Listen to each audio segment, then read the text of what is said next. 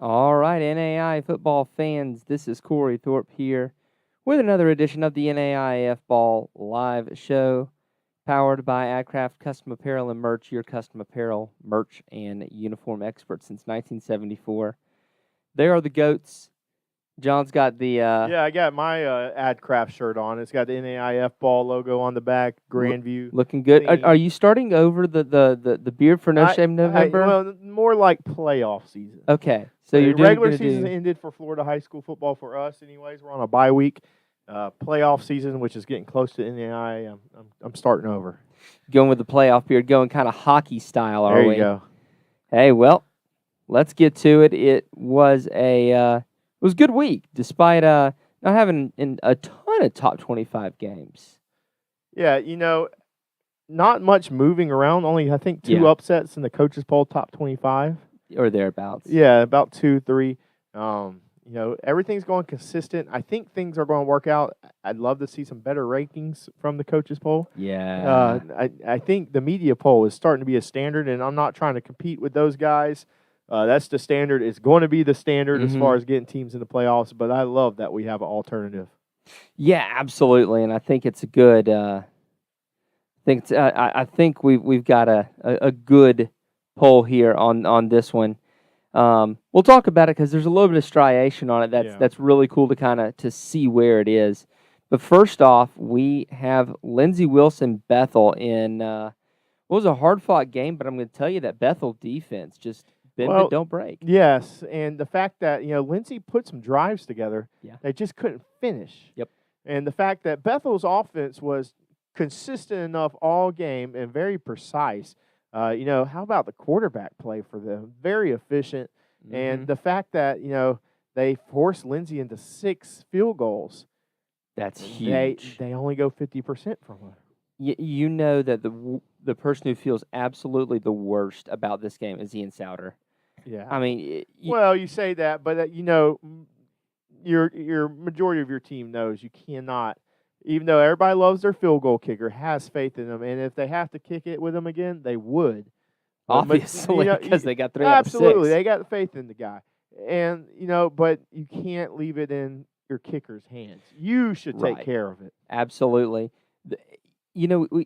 For teams that are going to go to the national championship, teams that are going to go far in the playoffs, we know that obviously there's a lot of skill involved, but there's also a whale of a lot of luck involved. Absolutely. And honestly, a lot of times, some of those kickoff return touchdowns, I'm not saying they're all lucky, but you got to have the ball bouncing just the right way. Not necessarily lucky. Sometimes a missed assignment happens where somebody comes out of their lane, and they credit the Bethel. They took advantage of it. Right. It's the little things like that when you start getting those stringing together, you're kind of sitting there going, this might be a team that has just the luck we need, just the extra bit that we need to make it far. I'm selfishly happy that Bethel you let called my preseason you risky prediction from the outside looking in, but I had a feeling it was going to happen.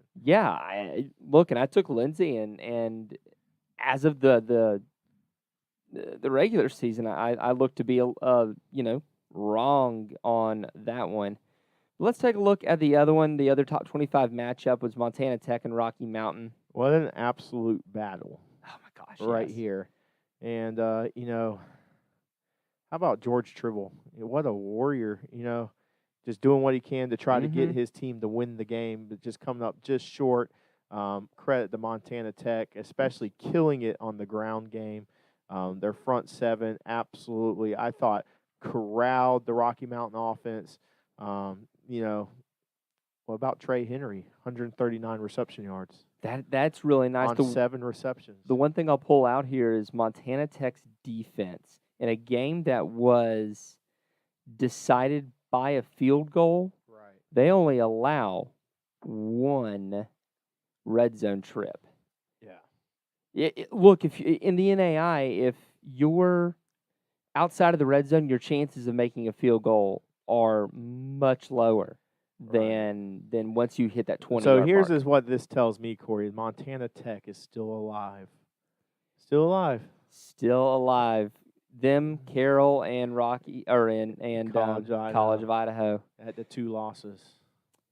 And the Yotes only have the 1 loss, so they still have the 1 loss. They still have the insurance. They have a little them and Carroll. bit. They're still waiting. Yep, that'll be a fun one at the end of the season here. So let's go ahead and talk about the big news in our world. I saw this on Twitter with the Mid-South and Hour-a-thon partnering up, right, Corey? That's a big deal right there for them and our friends at Leading Edge Fundraising. Look, the Mid-South doesn't do anything halfway, and partnering with Hour-a-thon should tell you that this stuff works. It works well. I mean, look, Mount Marty Presentation have both been able to raise 6 figures worth of money in an hour with this. If they can do it, and the Mid-South is throwing their weight behind our friends at Leading Edge and with Hour-a-thon, this stuff works. Follow their lead. Go talk to our friends at Leading Edge Fundraising and get it done. Get your hand on some capital to make the improvements of your program needed. Absolutely. So we are thankful to Leading Edge for sponsoring our Top 25 media poll here, as they do throughout the year, both the men's game and the women's game for that matter. I want to throw that out there. And I want to draw your attention almost every 5 to the striations of the media poll. Starting at number 25, Texas Wesleyan makes a repeat appearance in the bottom. Yeah, really the Sooner, man. How about 23, 24, 25? Oh, I know. Rounding it out. It's crazy. If Arizona Christian would have handled business early in the season, they're probably the top 10 team right now. Yeah, and we'll talk about that a little later on, because there's a game this weekend that's going to go a long way in deciding what is chaos in the Sooner. In point of fact, last week when I was writing down conference championship scenarios, I said Langston needs 2 wins and someone else's loss, else chaos. Absolutely. And chaos is what we've got. Yeah, and there's no telling with how much chaos more we get, or these teams are outside the top 20 might still have a chance for at-large. Yeah, and we'll look at the coaches poll and give our thoughts there once we get through with our poll. We've got Arizona Christian and Ottawa of Arizona, as we said before. Kansas Wesleyan comes up a spot into number 22 after their win over Ottawa. Kansas, of course. And then Montana Tech at number 21 rises after their win. Which, Kansas Wesleyan, I heard they were not ranked in the coaches poll again this week. I don't understand. Man, that is crazy. I don't see how you keep them out, man. They're putting up points. They're dominating their teams. It's just crazy. I'm glad we have them at 22, though. I do too. And remember, guys, it's not just me and him voting. It's a bunch of guys voting. So, note, Montana Tech at 31, at number 21. Carroll at 65 at number 20. And he's talking about 65 points votes. Yes. That card collective. So you've got explain 31. to our guys that. So the way that we do things is a inverse, just straight inverse number ranking. The 25th ranked team in our vote gets 1 point per 25th rank, and the number 1 team gets 25 votes. So here you have a number 31, or here on Montana Tech for number of votes. And then the next team up, Carroll, at 65. That's a little bit of a disparity between 20 and 21. What about Bethel at 19, taking a drop in our poll? I was a little surprised. I think a lot of this between 15 and 20 is due to the fact, you see the narrow margin. I think that's something relevant, and that's why I wanted to point out that is relevant. I know you see 19 by Bethel, but it is relevant the amount of points they're getting. In reality, there's not much that's separating. If you just do it, I know we don't want to reveal it, But if you look at 15 through 11, guys, when it comes up on the screen a little bit, look at the margin from 66 to the amount of points they get. Just looking at last week's worksheet, Bethel was tied for 16 with 64 points. So they actually have more votes this week than they did last week. It was just that three-way tie for 16th really borks up how this section. Right. You've got a 4-point swing between 16 and 20 here. Roosevelt rises 3 spots. Georgetown actually drops a spot because they were part of that tie for 16, and then St. Xavier. You know what's crazy? We're going to see, I think, multiple one-loss teams not make the playoffs this year. I think you're right. Which is insane. Yeah, Bethel and Roosevelt would. It's a tough job for these Raiders in the coaches poll, and I know it looks a lot different, but, you know, it's going to be insane how many good teams are left home. If you want to make the playoffs, Corey, you better be great. You better be. So take a look at your 69 there for St. Xavier in points, 80 for Midland. So we've got another.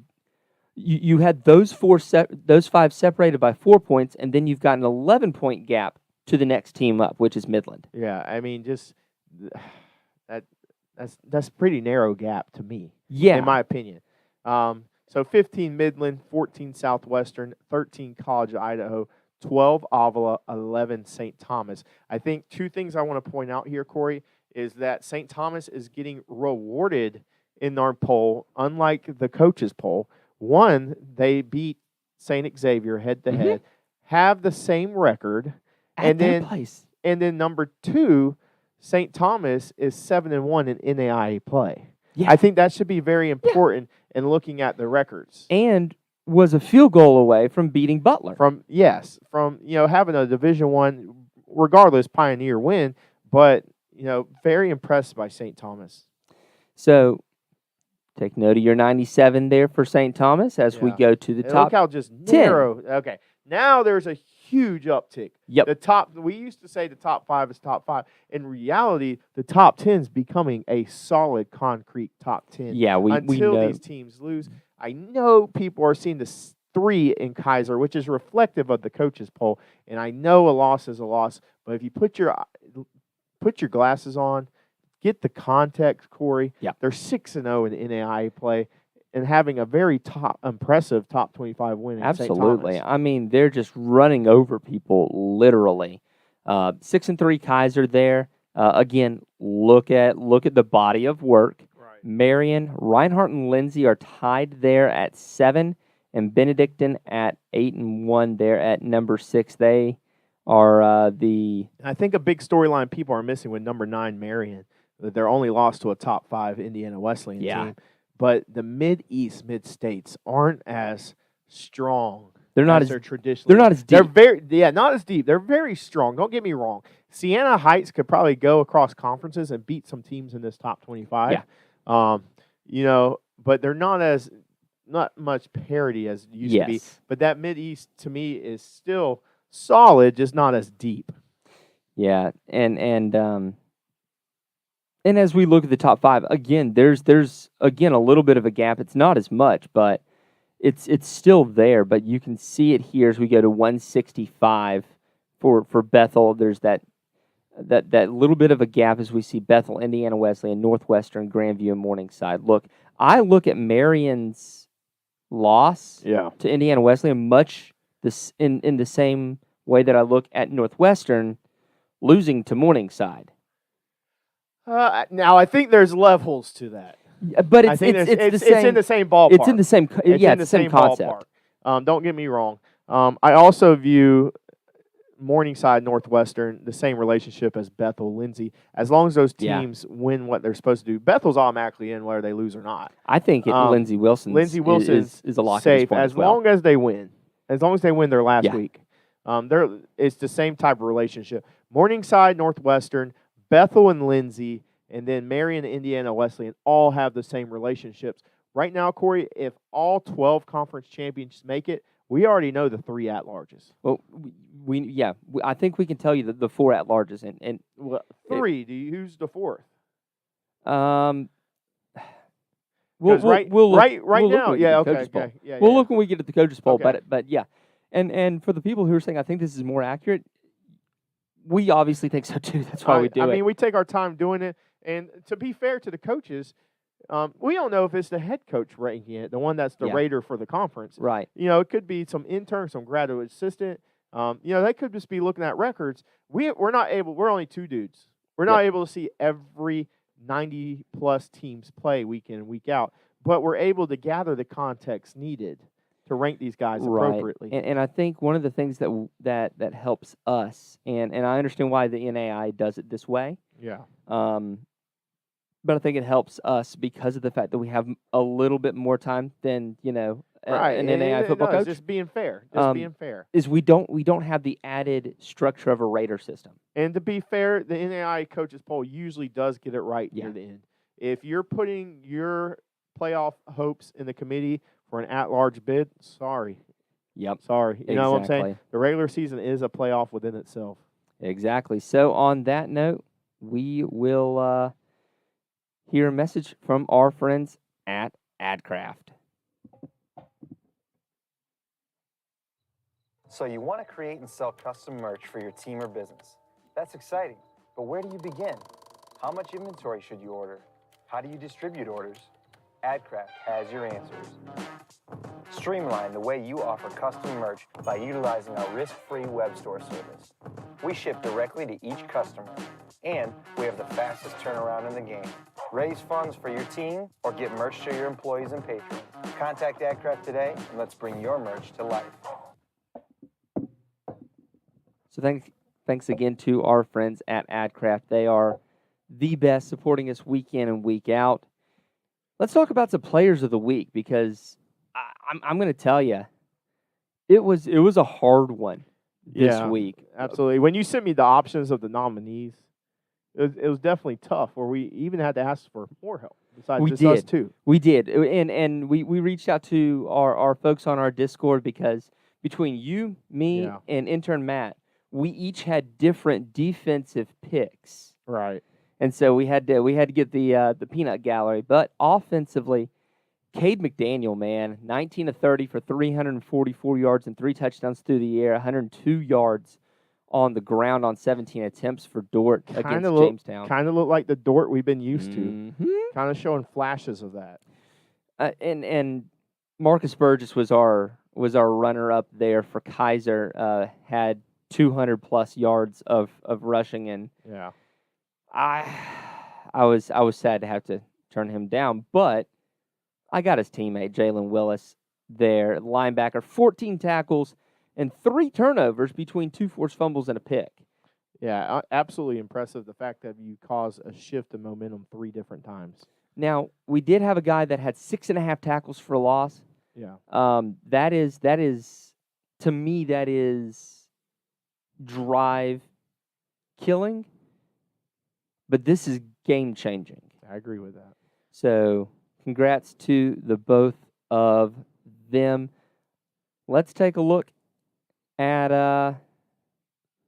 making sure I still got it in here, some games to watch here as we wind down our season. We've got a couple of big matchups here that are going to Northwestern Midland may or may not determine some fun stuff. You never know. You'd have to see. If Midland could steal Northwestern's at-large bid. Yeah, absolutely. If Northwestern loses here, there's no bid for them. And Arizona Christian Langston, right now there's a 4-way tie atop the Sooner for the top team there. This is an elimination game between Arizona Christian and Langston, and because of the way the Sooner tiebreakers shake out, the loser of this game also helps determine who the winner of the Sooner will be because of the tiebreakers. Because if you drop out of this tie, and if you let's say it's Arizona Christian that loses, and you've lost to Arizona Christian as one of your losses, then you're in that tiebreaker, you're looking at your record against the other teams in that tiebreaker. You're telling me there's a chance a Sooner team could be left out? what I'm hearing.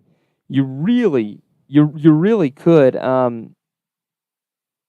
Ottawa of Arizona needs to have a good showing. They lost to Arizona Christian. They're rooting for Langston. If you're Ottawa of Arizona, you're rooting for Langston. If you're Texas Wesleyan, you're rooting for Arizona Christian. Ottawa, Arizona, to remind our viewers, they have losses to both these teams, correct? Or did they beat Arizona Christian? They beat Arizona Christian. Yes. They lost to Langston and Louisiana, right? Yeah, I believe so. I'd have to double check, but that sounds right. Louisiana Christian has been chaos personified. Yeah, let's just talk about that. Just the fact that they had who'd they beat this past week? It was Langston, and then 2 weeks ago it was Texas Wesleyan, correct? I mean, these guys, I think they're 5-4 in the conference. I'm gonna look. Yeah, they're 5-4 in the conference.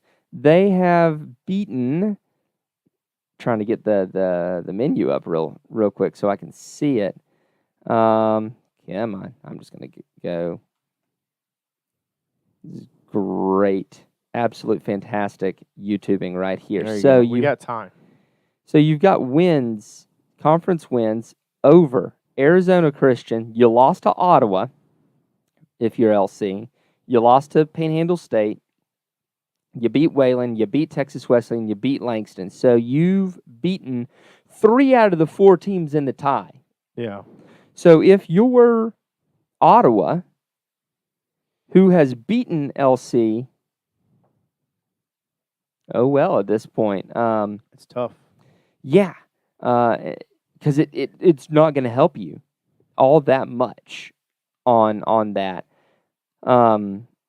It's the Sooner is pure chaos, and I love it. And them and the Frontier have been absolutely fun. And honestly, because this Arizona Christian game kicks off at 10 p.m. Eastern Time, I'm going to tell you right now, ladies and gentlemen, I will be seeing that score when I wake up to go to church on Sunday morning. I am an old man at heart.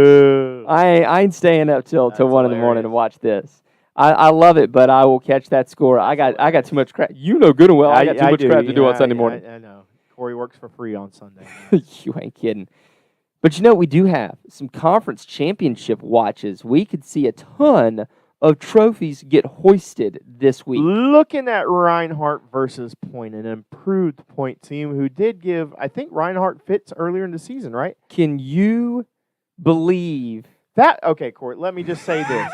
If Point beats Reinhardt, one of the top 10 upsets on NAI versus NAI history. I'm just saying, Point has been... I've absolutely loved what Point's done. And if they somehow do it, but I'm going with Reinhardt. I know they only lost by 10 to Reinhardt earlier, but I'm still going with Reinhardt. But if it happens, I am going to go buy me a sky blue Point Skyhawks shirt and wear it. The fact that we're talking about Point being a thing will only be superseded by our next slide. Right. Because I was flabbergasted when I saw it myself, but we'll get there. Morningside secures the G-Pack with a win versus Dome. Let's just say it's already secured. Yeah, it is. Grandview secures it with the win versus Culver Stockton. Interesting to watch. I'm not going to down my guys like Culver Stockton for that. You never know. Benedictine needs a Mid-American Nazarene loss and a win versus Evangel. Right, a little bit of combination there. But if they win versus Evangel and Mid-American Nazarene wins, then Benedictine's got another week to clinch. Jonathan Perry said I need to save my money for that sky blue shirt on senior night. Hey, Jonathan, I might buy you one too if it happens, man. Yikes. Now, the Frontier. College of Idaho secures the win versus Eastern Oregon and a Carroll loss to Southern Oregon, which has given some teams fits this year. Yes. I think we're going to have to wait another week for the Frontier. I think so too. I think so too. Bethel secures with a win versus Faulkner. Indiana West. Never know.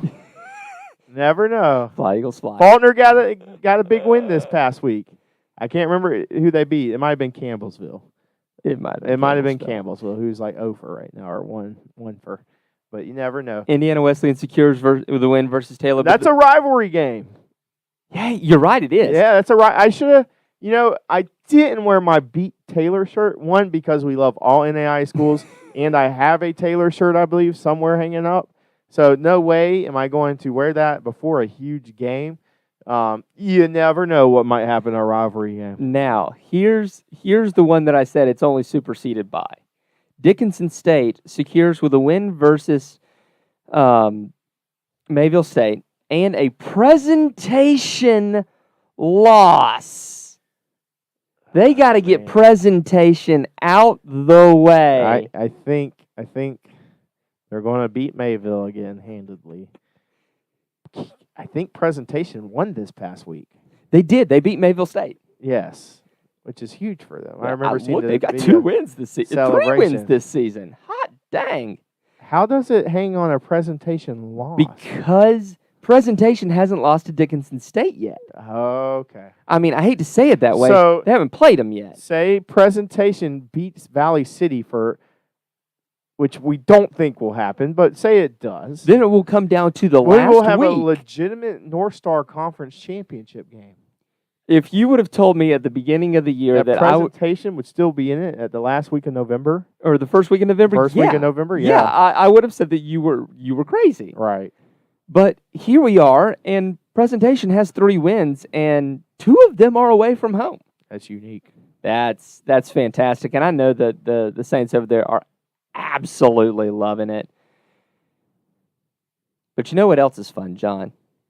And that's picking apart the coaches poll. Let's do this. All right, let's get everything, make sure we get everything full screen here. All right. So, the first thing I want to draw your eye to is that Dickinson State and Ottawa, Arizona are 21 and 22.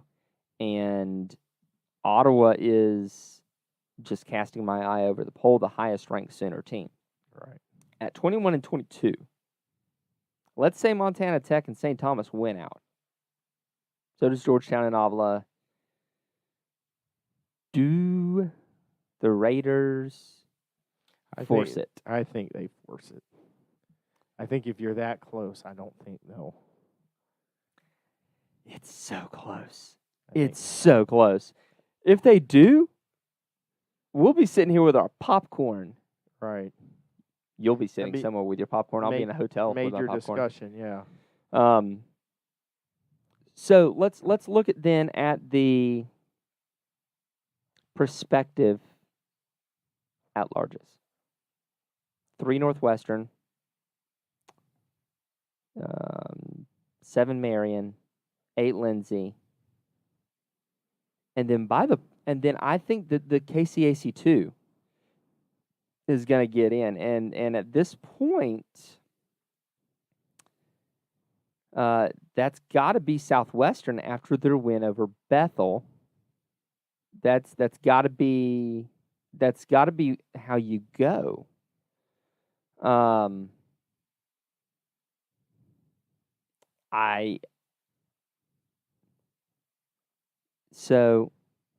Perry says if Reinhardt finishes 9th, does that mean they're on the road for the playoffs?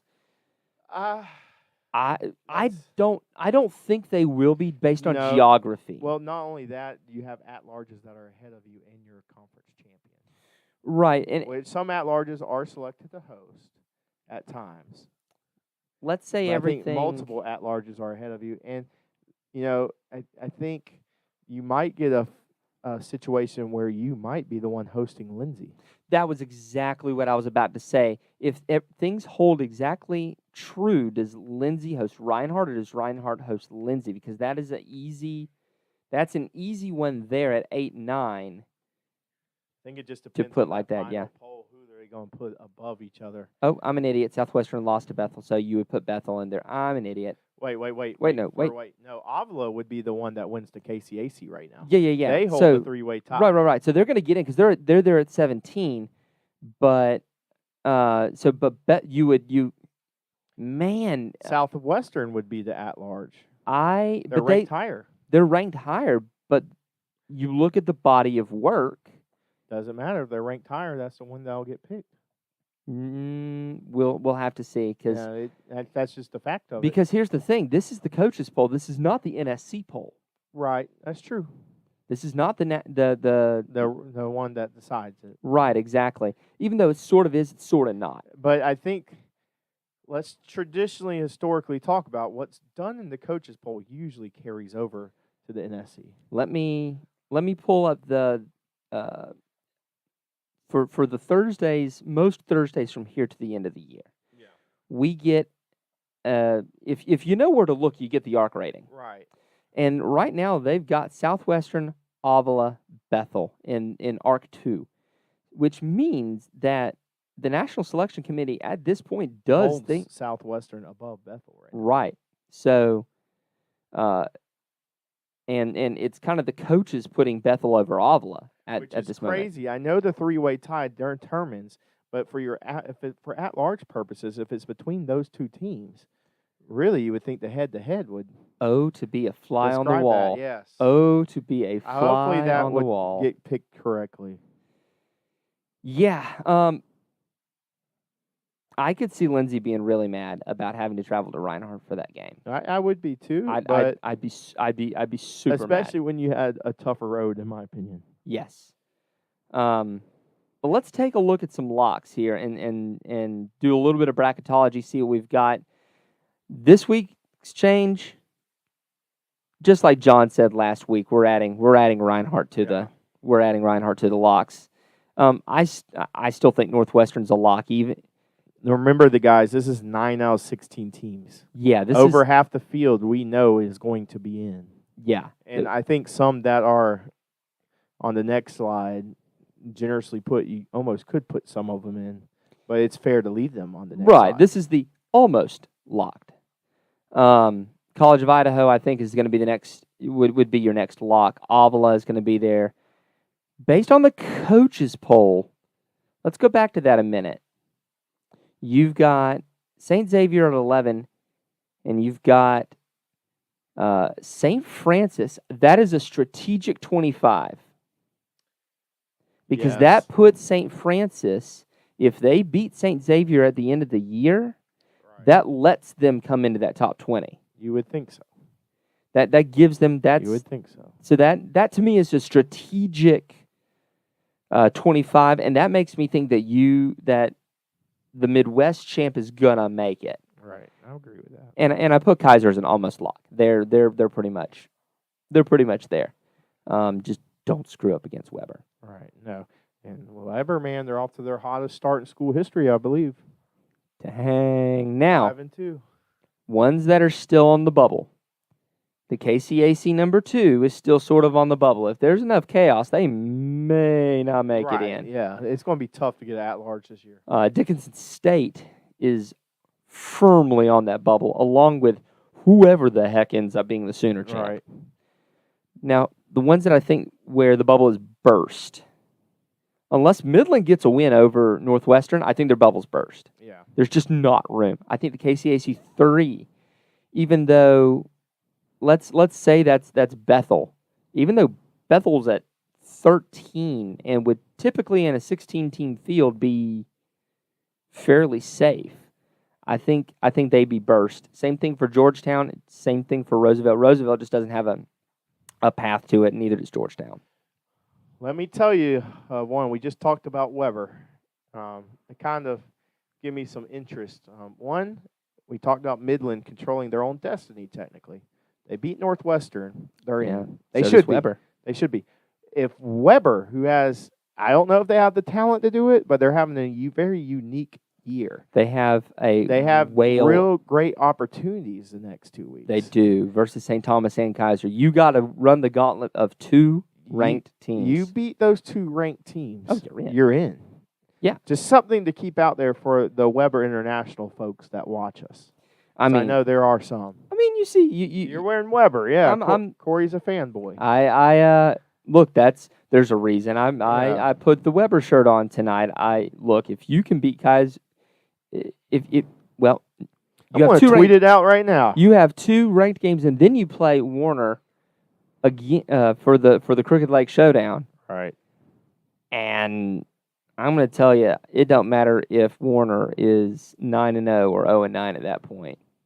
They're still gonna get up for that game. So I think your bubbles burst there if you're those 4 teams. Avila McPherson is going to be a slugfest. That's what I'm talking about there in terms of chaos. Right. McPherson, the Bulldogs can and will bite. Yeah, right. Southwestern has to play Kansas Wesleyan. Look, that's not an easy one. Bethel still has a backdoor way in here, because Bethel this year was smart on their schedule. Remember last year they played, who was it, West Texas A&M? Yeah, the Division II team, correct? And it sunk them. Right. They lost horribly, and it left a sour taste. This year they scheduled themselves a bye week. That was smart. That was smart. They play St. Mary, so they have the easiest remaining schedule of any of the top 3 teams in the KCAC. Right.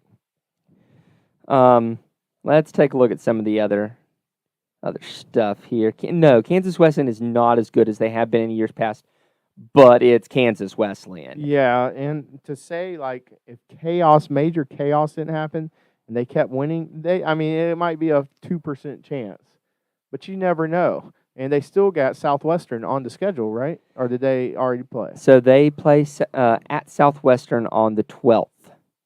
So I'm saying if they beat Southwestern and major chaos happened in front of them.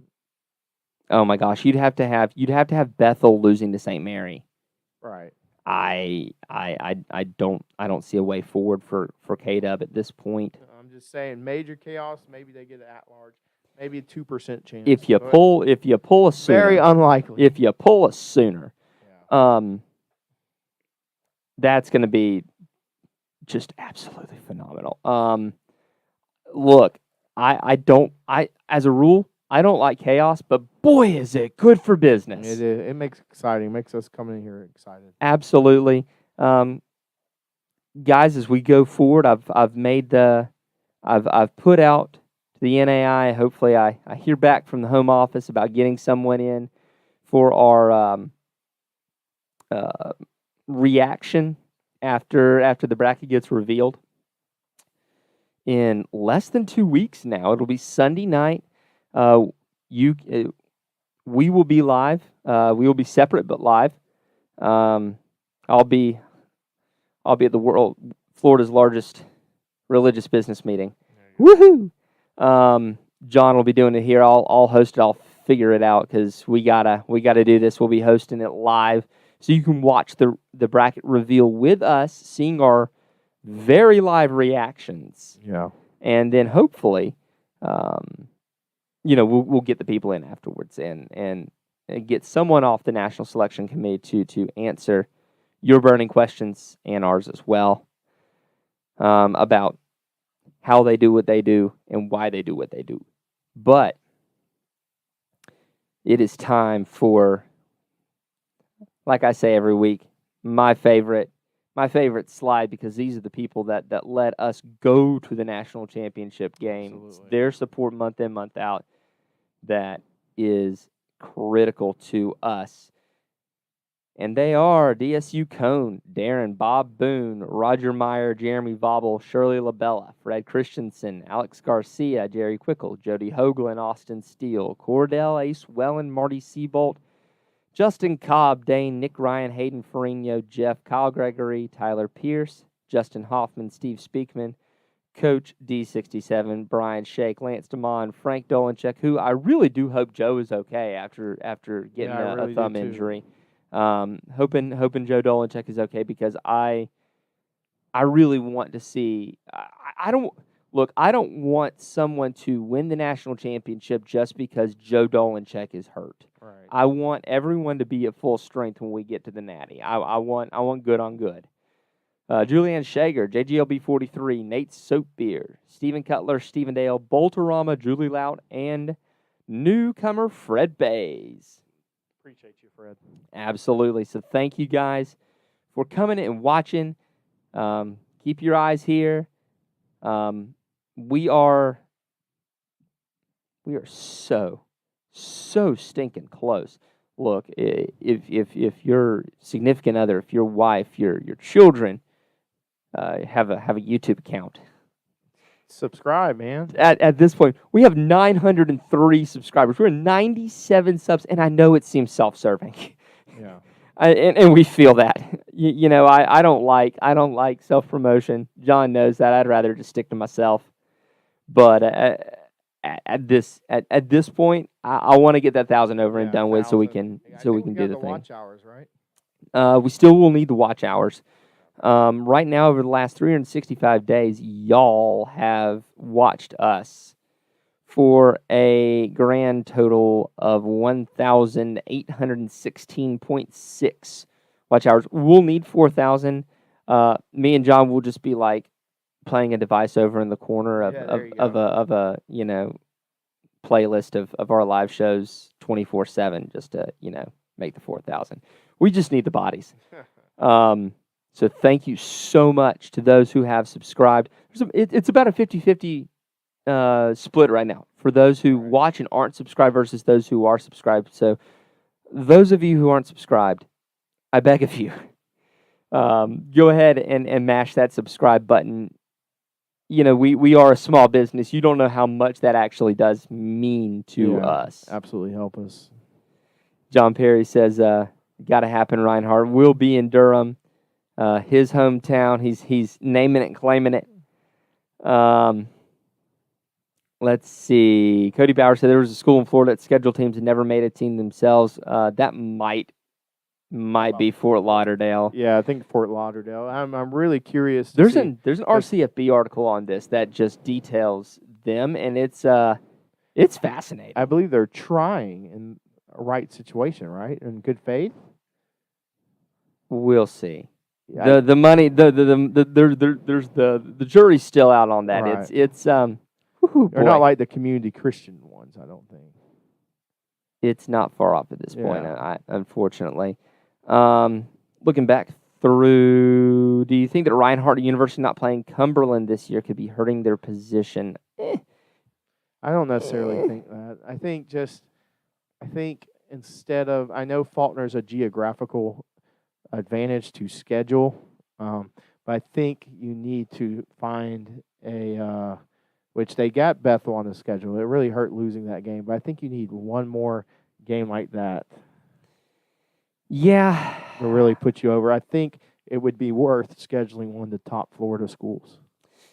Yeah, and maybe or one of the Kentucky ones. Maybe you, starting in 23 next year, you enter into a long-term home-and-home agreement with Thomas, who's going to be in the Sun, but is going to be closer to you than any of the rest of the Florida schools. Right. Really, you just need somebody in the Appalachian to kind of step up a little bit. You really do, but Thomas is going to the Sun, and then Point going to. I thought Point was changing. I'm fairly certain Point is changing. Going to the Mid-South? I thought I remembered Point was changing conferences. Now this is really good because I'm going to have to look the story up. I'm fairly certain they're changing conferences at some point. Someone in the chat fact check me on that. I'm fairly certain. But I'm not 100% on that. But until next week, till we get to do this all over again, I am Cory Thorpe. He is the man, the myth, the legend, John Cooper, and we are signing off.